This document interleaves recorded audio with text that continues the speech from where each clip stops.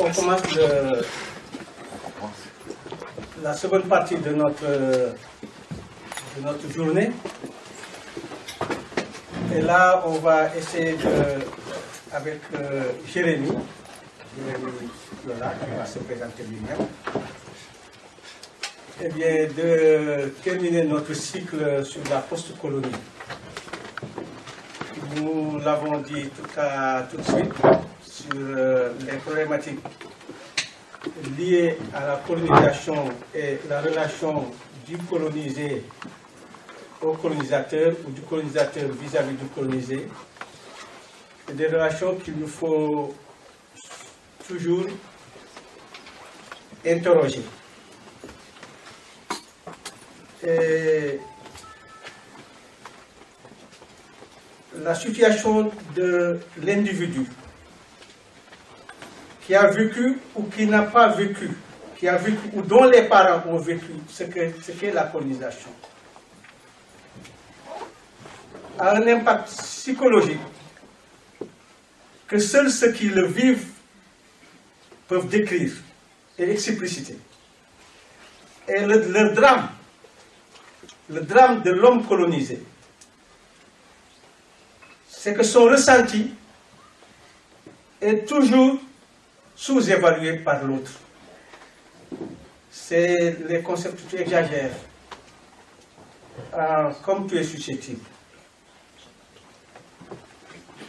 Non, c'était uniquement pour rigoler. Et ces réponses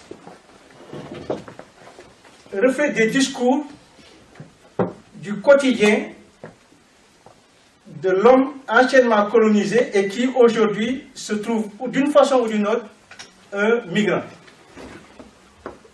Migrant dans ce qu'on appelait naguère la métropole. Le terme métropole même devait nous interroger. Car métropole veut dire qu'il y a un empire et qu'il y a ce que les Romains appelaient des limes, c'est-à-dire que des territoires qui sont en dehors de l'empire et qui servent de frontières afin que les barbares ne pénètrent pas. Aujourd'hui, ce rôle, on le fait jouer à la Libye, on le fait jouer à certains États africains tels que la Mauritanie et autres, en disant vous allez nous servir de limes, c'est-à-dire que vous arrêtez les migrants, vous les mettez dans des centres d'extraction afin qu'ils n'accèdent pas à l'empire, qu'ils n'accèdent pas à la métropole. Donc, le sujet de ce soir, le sujet de cet après-midi, est d'une importance capitale pour qui veut comprendre ce qu'est la post-colonie. Car les réalités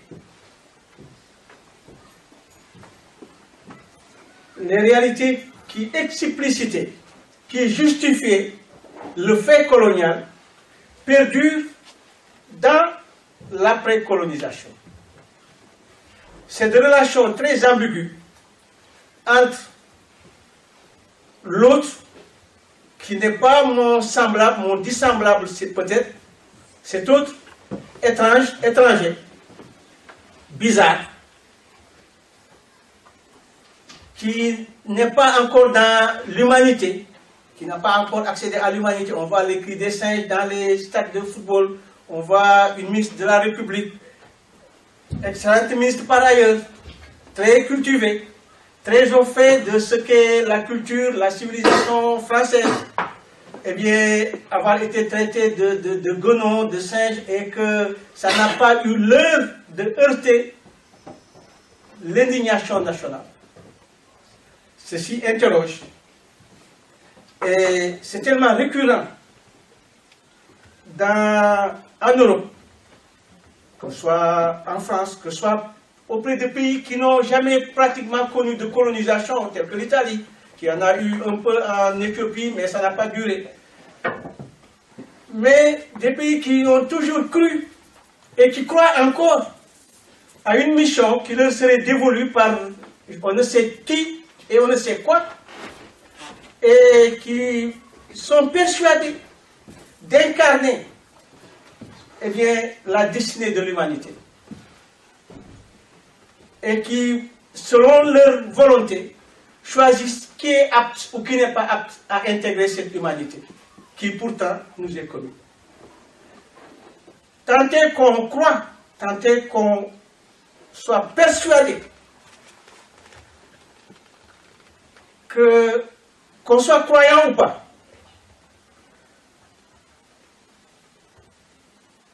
tant est qu'on soit persuadé que l'origine commune, que notre commune origine, provient d'un ancêtre commun qui avait pour nom, à qui on a donné le nom de Lucie, qui a 7 milliards d'années, naquit sur le sol africain. Eh bien, je crois que ce ne sont pas des théories, ce ne sont pas des explications, ce ne sont pas des discours qui datent d'au moins un siècle et demi qui vont enlever ou justifier cette hiérarchisation des êtres humains en êtres plus évolués ou moins évolués. Et les Africains, et tous les Africains, ont vécu l'histoire, le drame le plus dramatique que l'humanité ait connu, qui soit la traite des êtres humains, qui pendant presque 2 siècles a saigné ce continent de plus de 25 millions de ses habitants.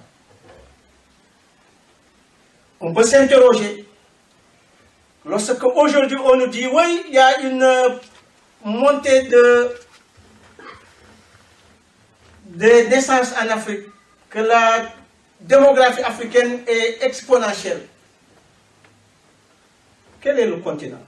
Quel est le peuple qui, pendant 2 siècles, a vu les siens,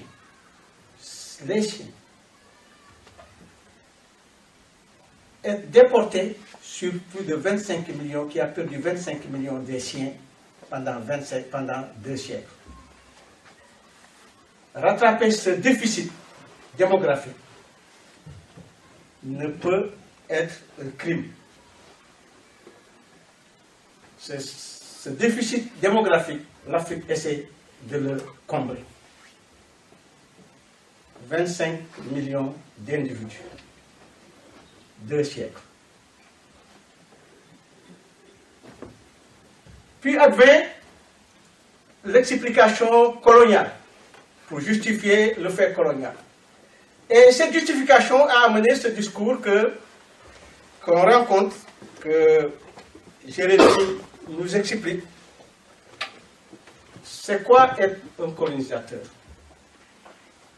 Quels sont les discours, quels sont les stigmates, quelles sont les pratiques, les postures qu'un individu innocemment pratique tous les jours, en ayant conscience ou inconscience de bien faire alors qu'il heurte la subjectivité de l'autre.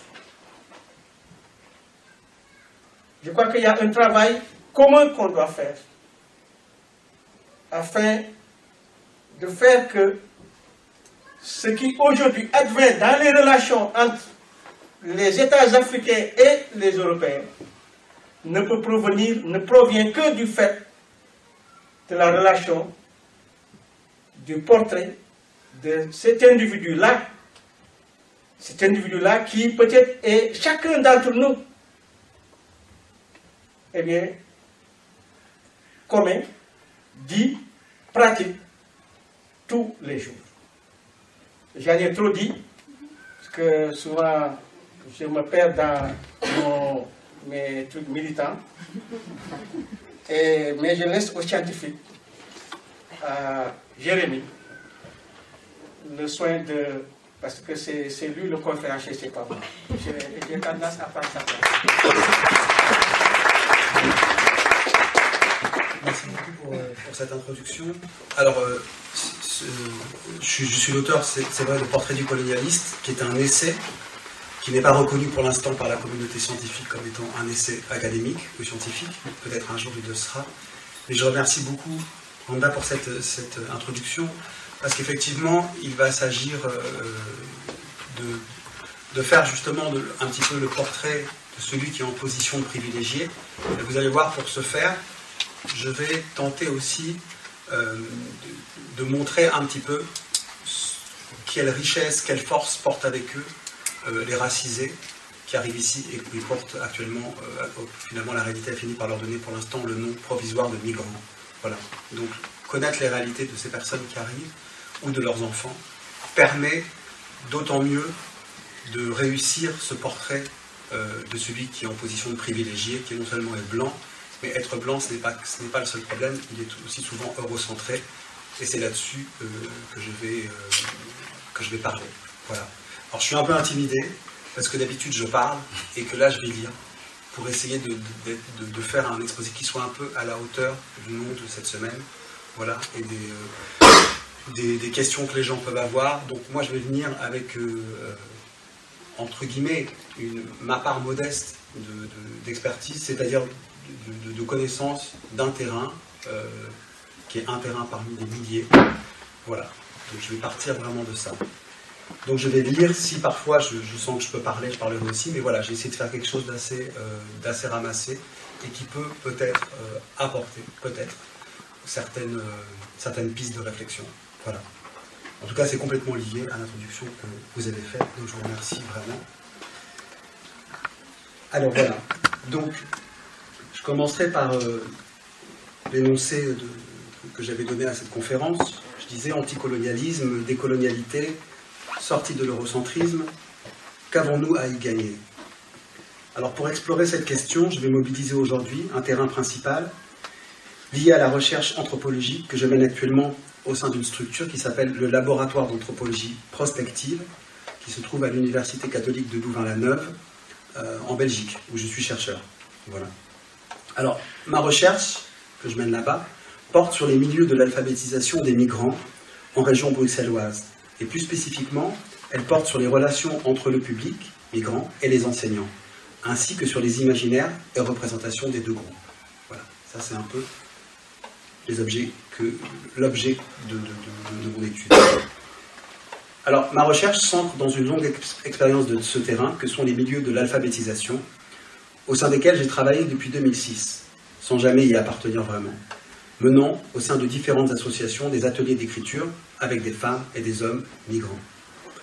Ces ateliers avaient pour fondement d'inviter ces hommes et ces femmes à parler et à écrire sur leurs pratiques culturelles, sur les conceptions sous-tendant ces pratiques, mais aussi sur leur expérience de l'aventure migratoire et enfin sur la manière dont ils perçoivent la Belgique et l'Europe, où ils sont arrivés.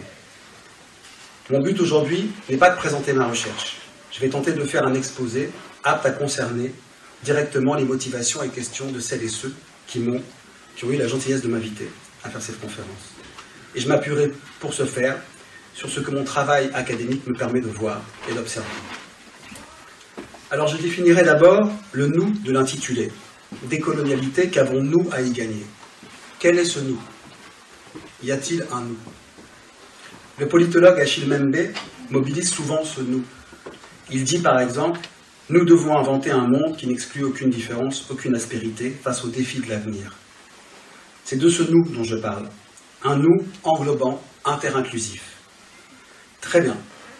Mais la question ne se pose-t-elle pas? De quel côté se trouve le rejet de fait aujourd'hui, au-delà même des discours? Qui obtient facilement un visa pour voyager quasiment partout dans le monde et qui ne l'obtient pas? Qui dresse des murs, faisant risquer à d'autres voyageurs la peur, la violence ou simplement la mort? L'Europe. L'Europe dresse des murs. Ainsi, force nous est de constater que le rejet se trouve du côté de l'Europe de fait, actuellement, et depuis un moment. Ainsi, si nous voulons qu'un nous existe, ne devons-nous pas, nous Européens, essayer de cerner ce qui nous conditionne à entretenir le rejet et ce qui peut contribuer peut-être à le dépasser?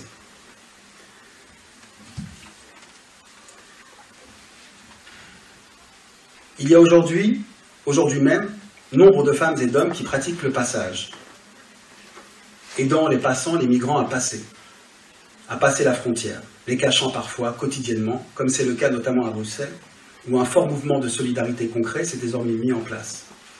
Solidarité que tente de criminaliser le gouvernement belge et à sa manière ici, le gouvernement français. J'aimerais ici, moi, parler de ce que je nomme la seconde ligne de l'aventure migratoire. J'aimerais parler du second passage, le passage au sens symbolique du terme, qui est en jeu une fois qu'un statut est acquis, même précaire, et qu'un migrant peut commencer à construire son long parcours d'installation. Recherche d'un logement viable, d'un travail, suivi de cours de français, dit souvent de manière usuelle et étrange par le milieu associatif, cours d'alpha. Je pose la question, pourquoi accueille-t-on? Pourquoi vient-on en soutien aux migrants aujourd'hui? Est-ce parce que les droits de l'homme nous l'intiment?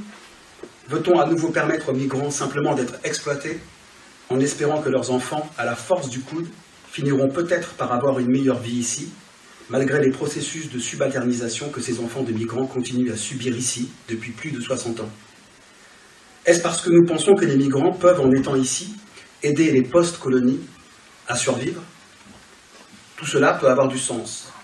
Mais au-delà, posons-nous la question, pensons-nous que les migrants ont quelque chose à nous apporter? Et si nous ne le pensons pas, ne contribuons-nous pas à nourrir les discours qui justifient les politiques de fermeture? Pensons-nous que les attaches et conceptions que les femmes et hommes migrants amènent avec eux pourront nous être utiles, nous aider à penser, réfléchir et à nous organiser différemment, mieux? Pensons-nous que nous ne nous en sortirons pas tout seuls face aux défis de l'avenir, parfois proches? Et alors, quels moyens pouvons-nous nous donner pour nous ouvrir aux autres, en les considérant comme des porteurs de perspectives, de savoir, de force, et non seulement comme des victimes? Tout ceci nous renvoie à cette autre question. Qu'est-ce que le blanc, ou le blanchi, l'eurocentré, a à gagner dans la perspective décoloniale? Peut-on continuer à penser que nous sommes la partie du monde qui a le mieux réussi, politiquement, scientifiquement, au niveau des droits des femmes, des droits de ce qu'on appelle l'homme, censé concerner aussi la femme, mais qui n'est pas nommé? Mes terrains me semblent pouvoir apporter peut-être certains éléments de réponse. Avant d'évoquer ces terrains, je préciserai à présent dans quel sens je mobilise le mot blanc et le mot eurocentré, car ils ne portent pas exactement le même sens. Blanc. Je n'emploie pas ce terme dans un sens dénigrant. Je me rends compte que d'une part de l'identité et du vécu de ceux à qui je la colle. Ce terme de blanc désigne simplement ici une catégorie sociale et d'expérience. Il désigne une part de la réalité sociale de celles et ceux qui ne sont pas reliés à l'immigration extra-occidentale et qui n'ont pas à vivre les discriminations policières à l'embauche ou liées à la recherche de logement, dont les catégorisés non-blancs, musulmans, noirs ou roms sont amenés à faire l'expérience récurrente au sein de nos sociétés. Être blanc, c'est être privilégié. Être blanc, tout comme être bourgeois, peut prédisposer à l'incorporation de certains comportements que l'on peut étudier. Et quand je mobilise ici ce terme de blanc, je ne présuppose pas forcément de l'idéologie de ceux à qui je la colle. On peut être blanc et déseurocentré. On n'en demeure pas moins blanc, au sein d'un système de classe hiérarchisé et établi en fonction de l'origine culturelle, du nom, de l'aspect physique des personnes et des groupes. Et tant que ce système perdure, on ne se déblanchit pas, parce qu'on le voudrait, et même si on le veut. Voyons maintenant eurocentré, le terme eurocentré. Alors pour ce faire, je vais partir de quelques phrases que j'ai entendues ou lues, et qui émanent de mes terrains, et qui émanent d'Européens blancs. Alors première phrase. Mieux vaut être une femme en Europe qu'en Afrique ou dans une société musulmane. Le sexisme est plus fort en Afrique ou dans les sociétés musulmanes. Chaque fois, c'est des personnes différentes. Le but de notre association d'alphabétisation est de permettre l'accès du public migrant à la culture. Le voile est un signe d'asservissement de la femme. Nos conceptions de la famille, du rôle de la femme, de l'homme, étaient il y a 50 ans proches de celles de notre public migrant aujourd'hui. Nous voulons aider notre public à sortir de l'emprise familiale. Tout d'abord, je préciserai, avant de revenir sur ces phrases, que ces dernières ne rendent pas forcément compte de la réalité de ce qui se passe, de tout ce qui se passe dans les milieux de l'alphabétisation, au niveau par exemple des relations entre enseignantes blanches et migrantes, pour mon terrain principal. Des complicités qui se nouent entre les deux groupes, de l'engagement des enseignantes auprès de leur public. Certes, mais chacune de ces phrases pourrait être le point de départ d'une ethnographie qui nous relierait à une longue histoire toujours en cours. Ces phrases font pour moi figure de croyance, propre à notre univers de référence occidental. Croyance, car elles s'appuient rarement sur une connaissance précise des univers de référence du public qu'elles évoquent. Prenons-en une. Le but de notre association est de permettre l'accès du public migrant à la culture. De quelle culture parle l'auteur blanc de cette phrase? Trouvée sur le site, c'est-à-dire la vitrine, d'une grande association d'alphabétisation en Belgique. Eh bien, cet auteur blanc parle de la culture occidentale, de ce qui fait ici office de culture au sens de ensemble des aspects intellectuels, artistiques d'une civilisation, au sens large. Et la culture occidentale institutionnelle devient dans cette simple phrase toute la culture. L'eurocentrisme apparaît à travers ce glissement, opérant par le fait de ne pas évoquer la culture du public migrant. Que connaît l'auteur de cette phrase des cultures de son public? Les a-t-il étudiées? Les a-t-il rencontrées? Apparemment, il n'en connaît rien. Sinon, il formulerait les choses autrement. Il aurait dit au moins « Nous voulons permettre à notre public de découvrir la culture locale du pays où il vient d'arriver. » Prenons une autre phrase. Le sexisme est plus fort en Afrique ou dans les sociétés musulmanes. La personne qui prononce cette phrase, parce que cette fois-ci c'est une personne qui l'a dit oralement, connaît-elle ce qu'il en est du sexisme dans les sociétés musulmanes? Connaît-elle les stratégies des femmes et des hommes pour s'en déprendre lorsque sexisme il y a? Cet énoncé ne dit rien du sexisme d'ici. Le sexisme d'ici cesse d'exister tout bonnement. Pour que cet énoncé n'insinue pas que l'Europe est la part la moins sexiste du monde, il aurait pu être formulé ainsi. Le sexisme n'existe pas qu'en Europe. Il existe également, sans doute, dans les sociétés musulmanes et ailleurs. Nous voulons permettre aux femmes musulmanes de pouvoir en parler si elles le souhaitent. Mais ce n'est pas comme ça que c'est écrit. Alors, dans les milieux d'alphabétisation, si j'achoppe là-dessus, on va me dire « mais non, mais là tu pinailles ». Et c'est justement dans ces petits détails-là que se révèle l'impact de l'histoire que vous avez évoqué sur nos comportements quotidiens et sur, je dirais même, notre inconscient politique et idéologique, ou sur une idéologie qui nous agit comme une culture. Mais je vais y revenir. Dans ces phrases que je viens de citer, émerge la croyance selon laquelle notre monde, l'Europe, est la référence, ou pour reprendre les mots de Membe, le quartier le plus civilisé du monde. Ou nous pourrions évoquer aussi les mots de l'anthropologue Kilani, qui constate « La civilisation européenne est devenue l'étalon à partir duquel se mesure la valeur de toutes les autres. C'est notre monde qui peut aider les autres à sortir du sexisme, à accéder à la culture, à se citoyenniser, à s'ouvrir. » Parce qu'il existe aussi des ateliers de citoyenneté dans les associations d'alphabétisation. C'est pareil aussi, on pourrait se demander comment ça se fait que cet intitulé existe et comment ça se fait qu'on n'a pas essayé de le changer, de le questionner ou de voir comment les choses pouvaient être formulées autrement. Ces phrases innocentes ne sont pas le fait d'idéologues conscients et désireux de disqualifier les univers de référence de leur public. Ces phrases émergent d'associations sur les murs desquelles sont accrochées, ça et là, des affiches condamnant les politiques de fermeture de l'Europe à l'égard des migrants. Eh oui. Ces phrases semblent bien n'être le fait d'héritiers de l'eurocentrisme, pourtant, d'un eurocentrisme incorporé et rarement conscientisé. Elles sont la conséquence d'un eurocentrisme qui nous structure, qui nous précède. Nous n'en sommes pas les auteurs. Nous pouvons en revanche en devenir les petites mains qui le maintiennent en l'état et participent à la disqualification des univers de référence extra-occidentaux, ainsi qu'à entretenir notre désir d'ignorance relative à ces univers. C'est ce que font ces petites phrases. Notre eurocentrisme diffus relaie ce que le philosophe décolonial Ramon Grofogel, dont je vais mobiliser ici l'analyse de la philosophie occidentale, nomme un fondamentalisme eurocentrique. À ce sujet, il nous dit « Le dénominateur commun de tous les fondamentalismes, y compris le fondamentalisme eurocentrique, est le postulat selon lequel il n'existe qu'une seule tradition épistémique permettant d'atteindre la vérité et l'universalité. Néanmoins, l'eurocentrisme est un fondamentalisme hégémonique. Il est en outre le plus dangereux, puisqu'il possède le pouvoir militaire, financier et culturel lui permettant d'imposer sa domination au sein du système global. » Plus loin, Grofogel ajoute « L'adoption d'une perspective décoloniale requiert en premier lieu le décentrement des penseurs occidentaux afin de ne pas reproduire une hiérarchie coloniale raciale sur le plan épistémologique. » C'est ce qu'il appelle le racisme épistémique. Et j'ajouterai qu'elle ne concerne pas simplement les penseurs officiels occidentaux, mais tous les penseurs, pour l'instant, anonymes ou tous ceux désireux de le devenir. La perspective décoloniale, proposée entre autres par Grofogel, s'enracine dans une mémoire et une conscience précise, relative à une histoire jalonnée d'offensives militaires, économiques, agricoles, extractivistes, discursives. Et cette mémoire est aujourd'hui encore sans cesse mise en danger, relativisée, brouillée par de nouveaux discours. Il faut ainsi sans cesse remobiliser cette mémoire, si on est intéressé par la question, comme si la colonisation, la racialisation n'étaient pas encore aujourd'hui des faits avérés, comme s'il n'y avait pas suffisamment de traces, de travaux d'historiens et de penseurs extra-européens ou européens, couplés à la mémoire de communautés ayant vécu sur leur propre peau le fait d'être colonisées, exploitées et disqualifiées. Comme s'il n'y avait pas suffisamment de chiffres et de recherches sur l'extractivisme en Afrique ou en Amérique latine, sur les discriminations au logement, à l'emploi, établies en fonction de l'origine, ou sur le caractère racial du harcèlement policier actuel. Comme s'il n'y avait pas, par ailleurs, les discours de Descartes, posant un cogito, un je pense, hors espace et hors temps. Comme s'il n'y avait pas les discours de Kant sur la raison transcendantale, qui ne peut être le propre que de ceux qui sont des hommes.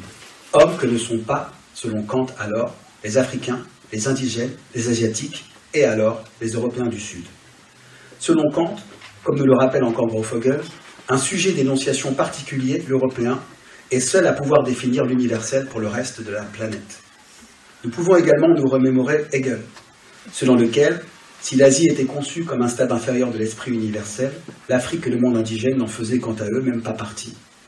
Hegel qui nous dit des Africains, qu'il n'a jamais rencontrés, qu'ils vivent dans une férocité bestiale, inconsciente d'elles-mêmes. Ils n'ont pas de morale, pas d'institution, pas de religion. Et n'oublions pas Marx. Marx qui nous propose sa perspective qu'à partir d'une seule situation socio-économique, unique et eurocentrée, le prolétariat européen.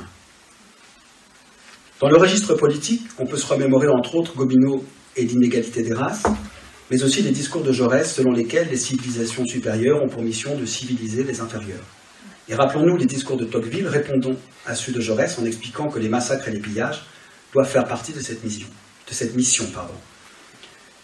À la lumière de tout cela, de l'évocation de ces discours qui constituent une part de notre patrimoine culturel et idéologique, et en pensant aux discours qui tentent sans cesse de brouiller nos mémoires et notre perception, nous pouvons imaginer combien il peut être difficile de ne pas être eurocentré. Il faut donc composer avec ça. Ceci étant dit, si tant est que nous pouvons reconnaître comme des faits établis les 500 ans de colonialisme et d'eurocentrisme, la traite négrière, les millions de morts, les viols, les déportations, les massacres, l'extractivisme, le pillage, la destruction passée et présente des sols et des cultures des territoires colonisés, la production de la malnutrition, le blocage des frontières européennes qui transforment la Méditerranée en cimetière, les épistémicides, c'est-à-dire 1. La négation des apports extra-occidentaux à la civilisation européenne, 2. La disqualification, je suis décidément très ému, la disqualification de l'immense majorité des connaissances, conceptions du monde, perspectives, épistémées, cultures extra-occidentaux. Alors, avec la décolonialité, nous, eurocentrés, avons peut-être à gagner, premièrement, la possibilité d'amoindrir le racisme structurel qui hiérarchise pragmatiquement et discursivement les origines des uns et des autres et qui coupe les blancs privilégiés dans cette hiérarchie des subalternisés. Deuxièmement, la possibilité de se déseurocentrer, car l'eurocentrisme, comme le disait Grofogel, est aussi et d'abord une ignorance qui nous empêche d'apprendre à nous situer, nous, eurocentrés, à nommer le corps, le temps, l'espace et les manques à partir desquels nous parlons, si nous parlons, et qui nous interdit d'avoir accès aux conceptions, connaissances et perspectives des autres. C'est essentiellement relativement à ce second point que je vais mobiliser mon terrain. Nous déseurocentrer ne nous invite-t-il pas à nous ouvrir aux pratiques culturelles extra-occidentales et aux conceptions qui les sous-tendent et en découlent à la fois? Ne devons-nous pas nous laisser perturber par ces conceptions, c'est-à-dire non forcément les adopter, mais les reconnaître comme chargées du pouvoir d'élargir notre imaginaire et d'améliorer notre capacité à réfléchir et voir autrement? La politologue Françoise Vergès, en février 2018, au cours d'un séminaire à l'UCL, nous disait « Être décolonial, c'est se décentrer. Penser en faisant l'effort de sentir avec les yeux, la peau, le nez, la mémoire, l'expérience souvent totalement occultée du racisé, du bon blanc. » Puis, évoquant ce qu'elle nomme l'idéologie du rattrapage, elle ajoutait, dont vous avez parlé, idéologie du rattrapage, « L'idéologie du rattrapage ne cesse de dire au Sud « Faites un effort et vous y arriverez. » Il faut penser les dégâts de cette idéologie. Par exemple, l'incorporation de cette idéologie par certains subalternisés, qui finissent eux-mêmes par se dire « on n'y arrivera pas ».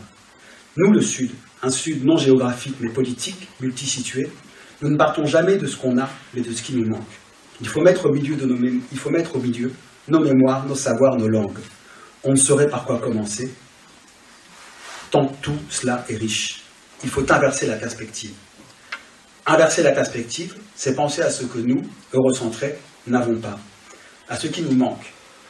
Car si le Sud est débordé par l'idéologie du rattrapage, ne sommes-nous pas nous débordés culturellement structurés par l'idéologie de la certitude d'avoir suffisamment, voire trop? Et il n'est pas aisé d'en sortir. Nous sommes formatés par cette certitude. De ce point de vue, sur mes terrains, je dois faire attention au non-dit, au point de vue du racisé, du public migrant extra-occidental. En alpha, tout a l'air d'aller bien. Mais qu'en est-il du migrant? Que dit-il? Qu'attend-on de lui? Qu'écoute-t-on de lui? Je dois me demander, si je regarde à partir du Sud politique, des migrants, de leurs enfants, qu'est-ce que je vois? Sur le terrain, les milieux d'alphabétisation à Bruxelles, il apparaît étonnamment que la grande majorité des migrants se tiennent debout, en dépit de tout ce qu'ils ont déjà traversé et traversent encore, au contact, entre autres, des récits dominants sur l'islam et l'Afrique.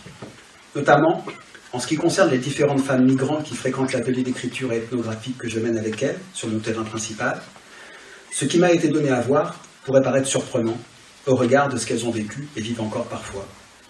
Je parlerai d'ailleurs ici essentiellement de femmes migrantes, car mon terrain principal est une association en mixte. Mais je mobiliserai aussi de manière plus périphérique d'autres terrains mixtes. Je ne prétends pas que ce dont je vais rendre compte est représentatif de l'ensemble des femmes et hommes vivant la migration, mais d'une part, je me base sur une centaine de personnes d'origines très différentes, rencontrées au fil de 10 années.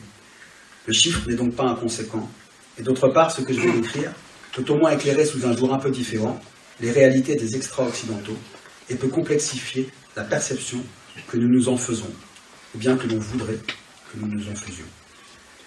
Qu'ils soient albanais, polonais, roms, guinéens, afghans, sénégalais, mauritaniens, peuls, bambara, soso, malinké, la grande majorité des migrants avec lesquels j'ai travaillé apparaissent comme détenteurs de nombreuses ressources sociales et symboliques à même de leur permettre de construire leur place dans un monde et une société d'immigration pas forcément très hospitalier. Ressources à même encore de leur permettre de fabriquer une certaine joie de vivre, de faire sens, d'élever dignement leurs enfants et d'entretenir de très bonnes relations avec eux, teintées de respect et d'attention. Et ceci même parfois quand certains d'entre eux ou elles ont connu des expériences pour le moins extrêmes, en dehors de l'exil qui représente déjà, selon leurs propres mots, une source de douleur intarissable. Je partirai d'abord de l'exemple de Sana, guinéenne malinké. Sana a été excisée à 8 ans, elle en garde un souvenir terrifiant, et elle en fait la description précise et détaillée dans un texte qu'elle a écrit. Il en va de même de Aïcha, guinéenne malinké aussi, qui a été mariée à un homme de 75 ans, alors qu'elle n'en avait que 18. Pourtant, toutes les deux ont le rire facile. Par exemple, si je dis à Aïcha, c'est pas sympathique d'avoir laissé ton mari en Guinée, tu devrais quand même faire les démarches pour le faire venir ici, elle rit. Elles rient toutes les deux, elles savent faire sens, écrire, expliciter ce qui les révolte et ce qui les anime. Elles savent trouver non seulement la force d'obtenir un logement digne pour leurs enfants, qu'elles élèvent en partie seules, et même en ce qui concerne Sana, de devenir propriétaire, alors que sa situation est précaire et qu'elle maîtrise encore peu le français. Pourtant, bien que ces deux femmes soient ouvertement critiques face à l'excision, elles évoquent dans leur texte et à l'oral un profond attachement à de nombreuses dimensions de leur univers de référence. Le lien social, le vrai soutien communautaire, le fait de ne pas être seul quand on a un problème et quand on élève un enfant, mais aussi la danse, la musique, entre autres. Avant d'évoquer d'autres dimensions portées par les extra-occidentaux de mes terrains, je vais citer ces mots du philosophe américain David Abraham. Je cite: « Les humains sont faits pour la relation, les yeux, la peau, la langue, les narines, autant de voies d'accès par où ce qui est autre nourrit notre corps. Ce paysage aux voies obscures, ces corps dufteux, ces ramures, ces rivières tumultueuses, ces formes qui respirent sont notre famille. Nous sommes liés à ces êtres, avec eux, ces êtres, nous luttons, nous souffrons, nous nous réjouissons. » Mes terrains sont particuliers, ils se situent en ville, donc du point de vue de Abraham, dans un espace assez peu riche en stimulation sensorielle, relevant du vivant non humain. Ce sont des espaces aseptisés, sans odeur vivante, ça ne sent pas la fleur, le bois ou l'herbe. Ça sent le détergent, le renfermé, le plastique essentiellement, parfois la pourriture. Pourtant, si le non-humain est physiquement absent de mon terrain, Nombre de mes interlocutrices et interlocuteurs ramènent ce nom humain et le rattachent à ce dernier et le mobilisent à travers leurs paroles et leurs écrits.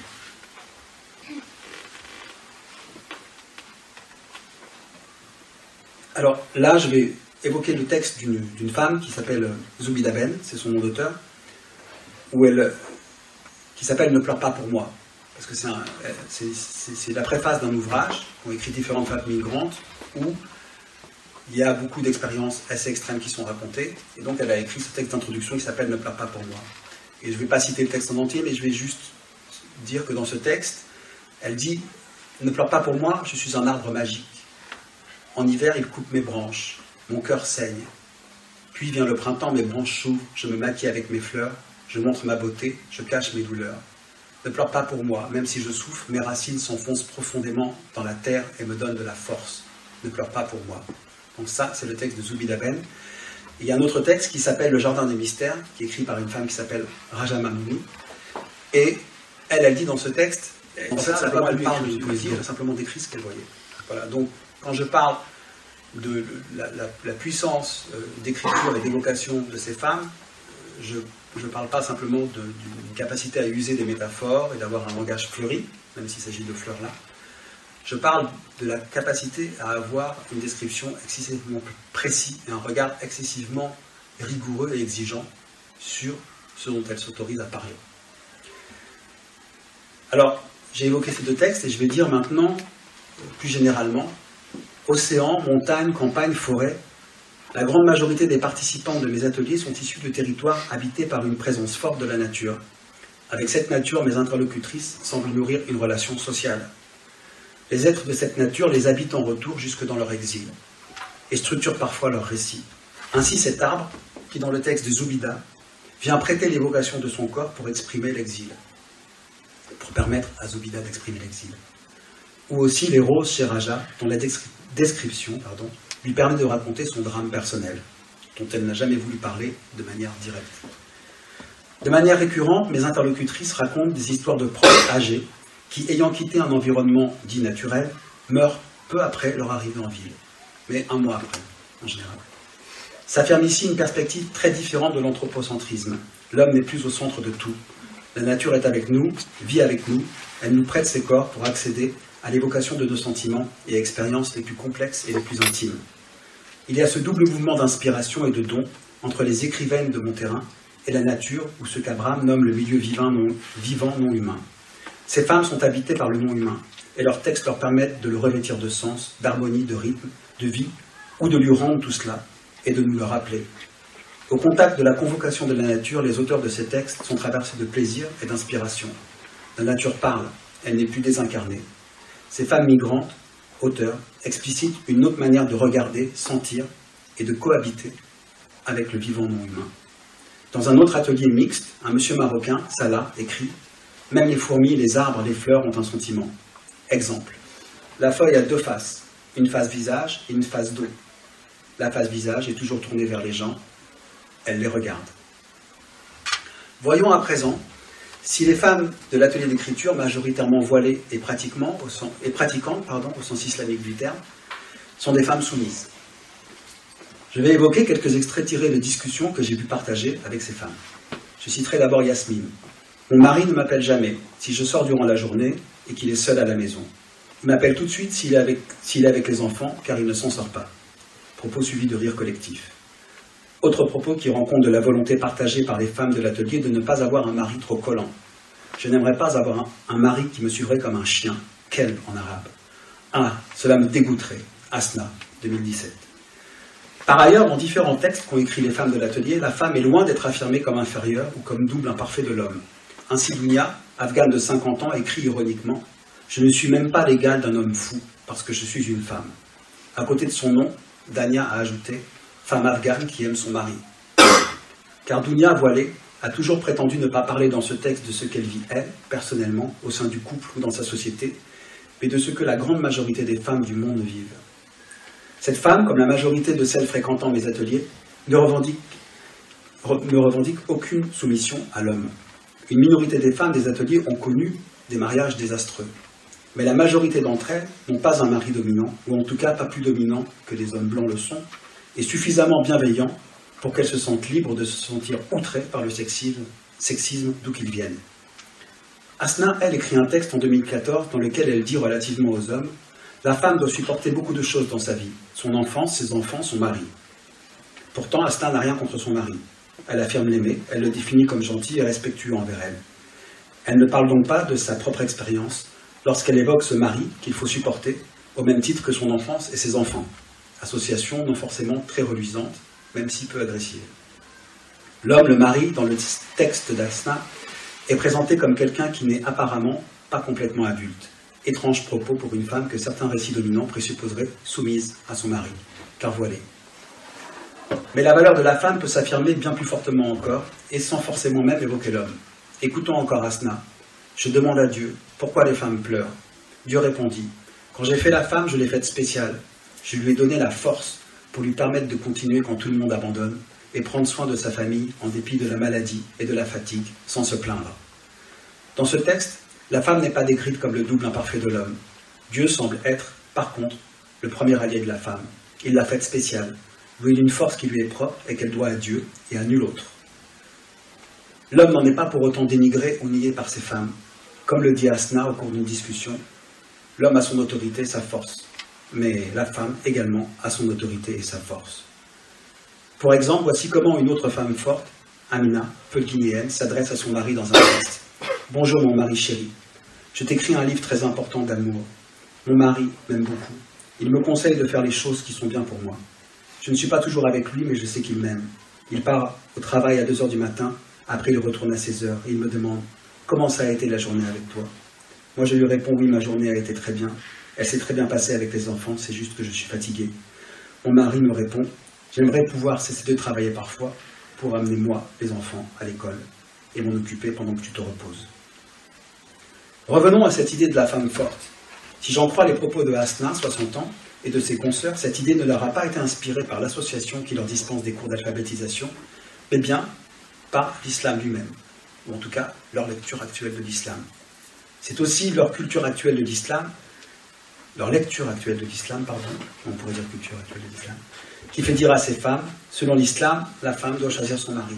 Ou encore, selon l'islam, la femme a le droit de travailler, de faire des études. Par contre, certaines cultures utilisent l'islam pour justifier certaines coutumes qui n'ont rien d'islamique.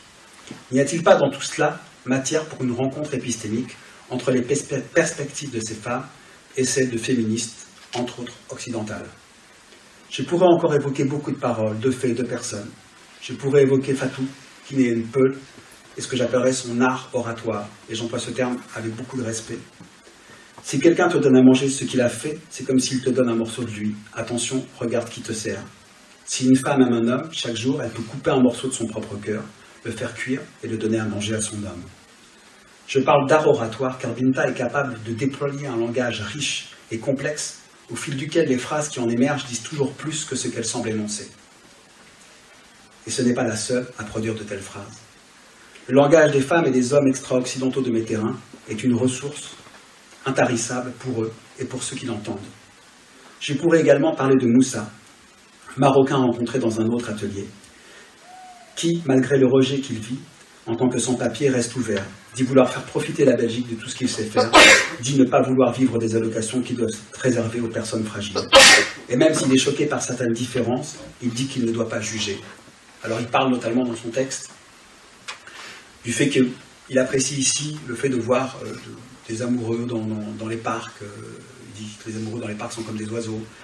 Il dit aussi qu'il apprécie de voir des jeunes sortir le soir, mais il dit mais même si parfois il est choqué parce qu'il les voit sortir, s'embrasser, boire de l'alcool, même faire des bagarres alors qu'ils sont encore des enfants pour lui. Mais il dit mais je ne dois pas juger, parce que c'est ça la liberté. Donc vous voyez un peu le degré d'ouverture dont fait preuve cette personne-là, alors que c'est une personne qui en plus n'est pas particulièrement en présence d'une attitude très ouverte de l'Europe, puisqu'il est sans papier depuis 4 ans.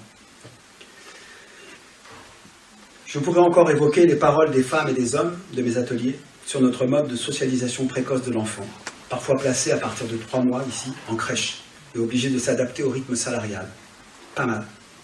Ou encore leurs paroles sur les vieux, qu'on place dans des homes, des vieux qu'on, je cite, jette à la poubelle. Enfin, parfois, aussi dans mes ateliers, sont évoqués les ancêtres qui veillent et intercèdent auprès de Dieu pour notre bien, mais peuvent aussi intervenir pour nous rappeler à l'ordre si nous nous comportons incorrectement, par exemple avec notre famille. Alors nous perdons notre travail, nos amis, et même parfois la santé ou la vie. C'est ce que m'explique de manière très détaillée, notamment Chantal, femme congolaise de 60 ans et mère de 5 enfants. Les disparus sont encore avec nous, en nos vies. Parfois encore dans l'intimité, l'invisible et l'influence négative sont évoqués. On racontera alors l'histoire de tel marabout qui, je cite une femme congolaise convertie à l'islam, « Tel marabout te dit de tuer un poulet pour obtenir ce que tu veux, mais en fait ce n'est pas un poulet que tu as tué, mais un membre de ta famille que tu viens de livrer au marabout. » Donc on vient de voir qu'il y a quand même une assez grande diversité, ce n'est qu'un extrait. Je n'ai pas parlé par exemple de tout ce qu'ont pu m'apprendre mes interlocuteurs et interlocutrices sur mes terrains au sujet de la danse et de la complexité intellectuelle que représente n'importe quel de ces suites de gestes effectués en rythme que sont les danses. Aussi le regard qu'elles portent sur la manière dont dansent les Européens, elles ont un regard assez acéré là-dessus.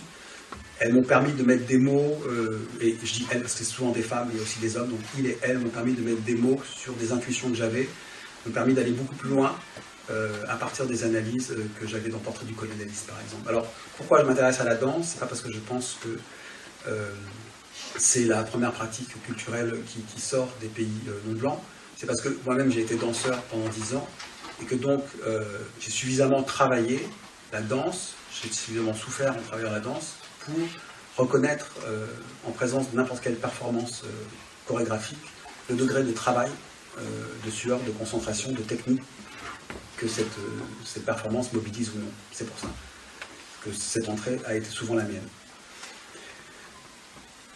Donc on vient de voir ensemble quelques exemples de ce que j'ai appelé les imaginaires et les ressources symboliques et de vie des migrants et migrantes dans mes terrains. Il est difficile, dans l'état actuel de mes recherches, de m'exprimer sur les enseignantes blanches de l'association où je mène mon terrain principal. Mon ethnographie et mon travail d'observation sont en cours. Mais je peux dire 2 ou 3 choses. J'aimerais savoir si on a encore du temps pour dire ces 2 ou 3 choses. On en est à combien? Une demi-heure? Ok. Ça va, vous n'êtes pas fatigué? Vous êtes sûr? Ok. Donc on arrive à la part blanche de mon terrain. Alors j'arrive à cerner certains référents majeurs de la culture de mes interlocutrices blanches. Droits de l'homme, laïcité, raison critique, féminisme diffus, importance d'être scolarisé, de savoir lire et écrire, d'être cultivé. Mais pour l'instant, je ne vois pas encore bien comment elles s'emparent de ces référents, en fait. Comment chacune développe sa singularité, ou une démarche singulière réflexive ou politique, à partir de ces référents dont elle se revendique. Or, cette capacité à développer sa propre singularité et originalité, et à s'ouvrir aux autres, à partir de son propre univers de référence, me paraît plus perceptible chez les migrants, entre autres de l'association. Chose étrange, de la part d'un public qu'on est censé ouvrir à la culture. Ceci me renvoie à une question. Sommes-nous ici, nous, occidentalisés, formés, initiés à nous saisir de manière originale des référents qui sont censés être les nôtres? Ou bien, les choses sont-elles organisées de telle manière que la possibilité de s'emparer ou de s'affirmer à partir de nos référents est compliquée? Ces référents officiels nous ont-ils été confisqués? Et leur usage approfondi se trouve-t-il réservé à une élite, seule capable de produire des discours et des pratiques singuliers? Élite que constituent les experts en raison critique, en droits de l'homme, en pédagogie, ou encore en art plastique, en danse, en musique ou en écriture. Nous manque-t-il aujourd'hui d'autres référents, d'autres épistémés, dont la rencontre pourra peut-être nous permettre de nous retrouver, de devenir les acteurs et non les spectateurs d'une culture à faire? Deuxièmement, par ailleurs, je vois que la culture actuelle des enseignantes blanches est animée de croyances diverses et d'une forte sensibilité à certains signes présages. Les enseignantes blanches de mon terrain, ont tendance à croire que les femmes de leur public sont facilement soumises à leurs hommes et qu'il faut les émanciper. Bon, il y a différentes raisons à ça, hein, mais on va voir lesquelles, on va en voir quelques-unes.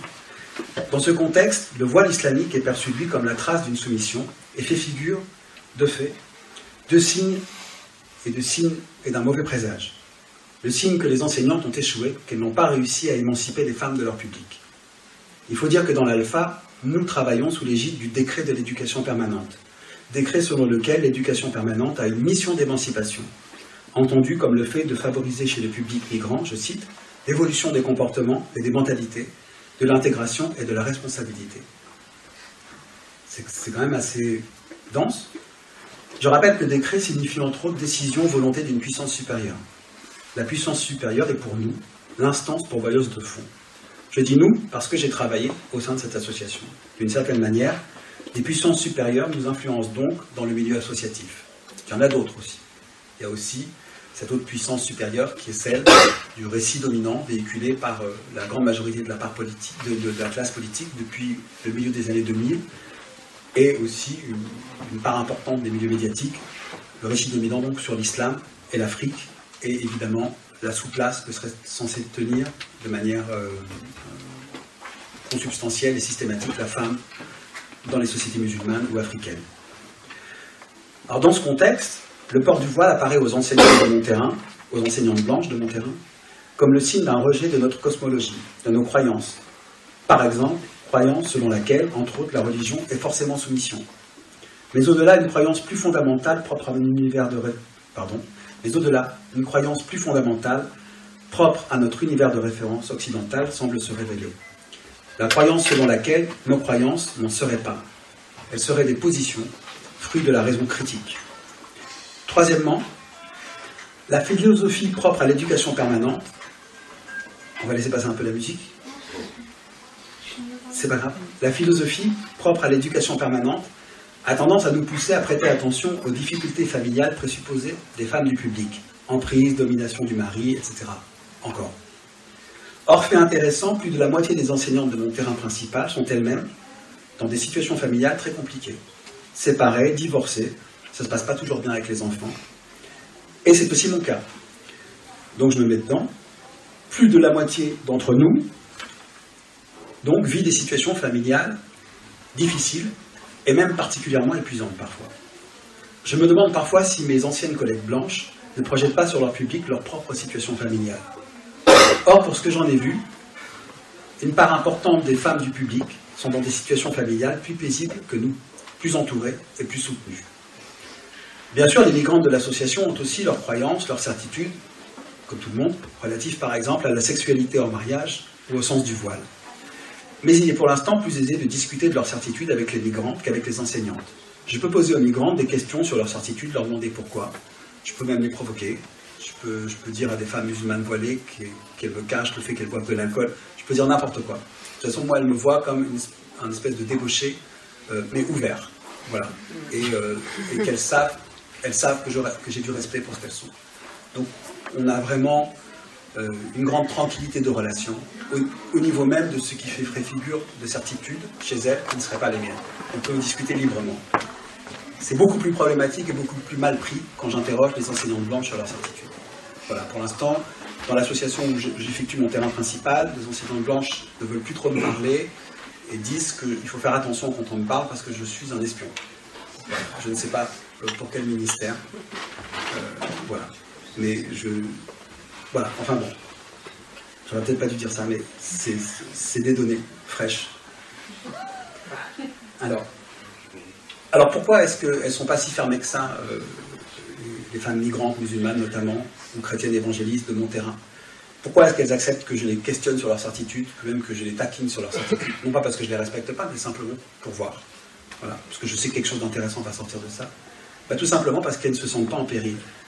Et pourquoi elles ne se sentent pas en péril? Parce que leur univers de référence, à ces femmes, ne se limite pas à ces certitudes, comme j'ai essayé de l'expliciter plus haut.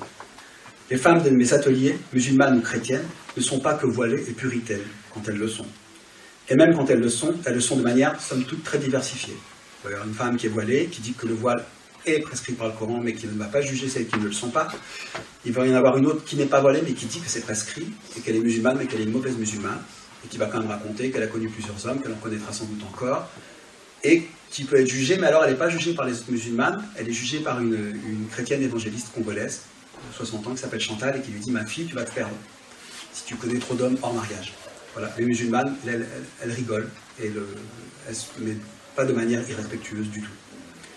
Donc il y a différentes manières aussi, le voile ou même l'islamité, souvent très multidimensionnelle chez les migrantes de mon terrain, donc le voile ou même l'islamité, ne sont pas des frontières au-delà desquelles il n'y a plus rien. Au-delà du voile, que nous rendons si bavard, il y a toutes les autres dimensions des univers de référence de mes interlocutrices migrantes, que j'ai évoquées en amont, relatives à la nature, à l'art de s'exprimer avec complexité, à la question de la femme, des enfants, à la question de la relation à l'invisible, aux morts, aux ancêtres, bienveillants ou non.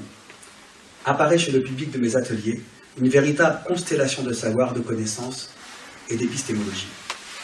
En conclusion, enfin, je poserai la question: ne nous faut-il pas nous ouvrir à cette multiplicité cosmologique et épistémique, cette constellation et ces entrelacements subtils de connaissances, pratiques culturelles riches, de références, de perspectives, d'art oratoire, que porte avec eux une grande majorité de femmes et d'hommes vivant l'aventure migratoire?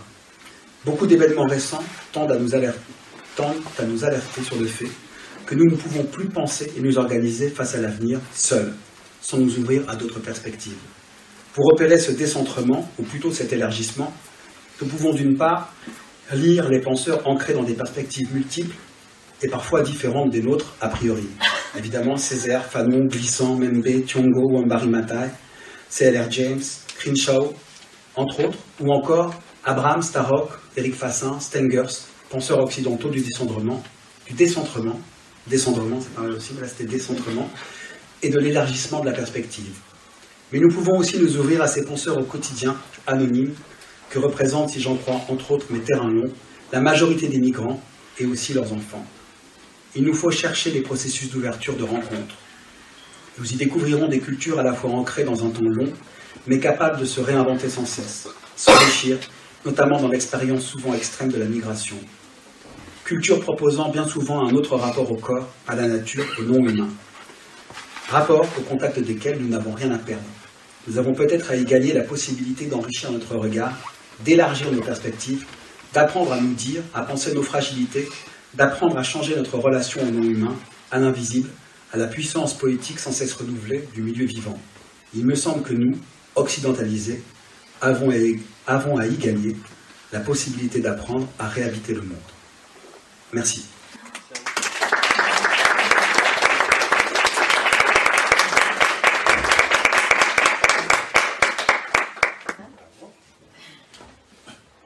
J'espère que je n'ai pas été trop dense et trop long. Voilà. Merci beaucoup pour votre écoute.